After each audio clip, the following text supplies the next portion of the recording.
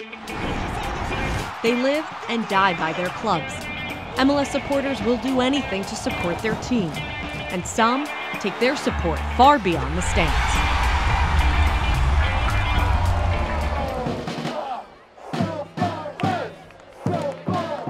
The Soupa-Revs chant can be heard here at Revolution Games since the very beginning. 3 years ago, the Midnight Riders took that simple chant and they made it mean a whole lot more.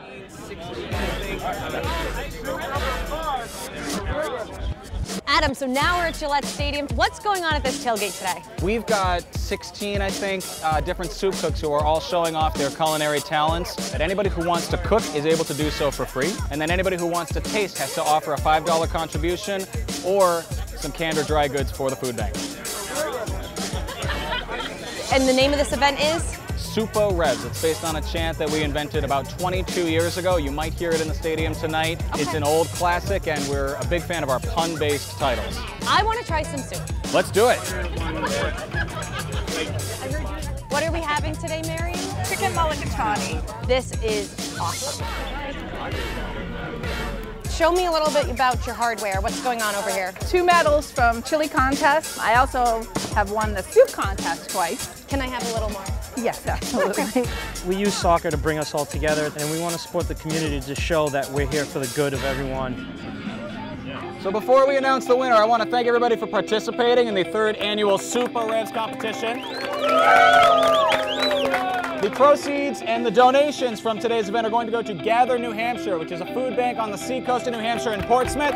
They do fantastic work. They're serving 1,100 families who are food insecure right now. We're doing a great thing by getting this money and this food up to them. The winner of the 2017 Soupa-Revs competition was the clam chowder by our very own Jillian Sakovits.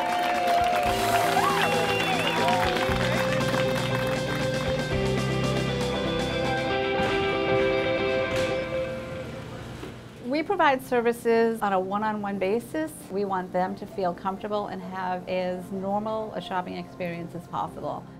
I was working full-time and I ended up with an injury and my world came crashing down. I had to utilize the food pantry and it was very humbling. It took everything I had to walk in that door and surrender and say I needed help with food. And when I came in, the way I was treated was so nice that I asked if I could volunteer because I wanted to make sure that anybody that walked in that door felt as good as the way they made me feel the day I walked in here. So stuff's coming in all day. And There's not an event that we do during the course of the season that doesn't have some kind of philanthropic aim. It's something we're very proud of, that everything has to go back to the community in some facet. We can spare the time, we can spare the money or the resources. Let's try and help those who might need a little bit extra.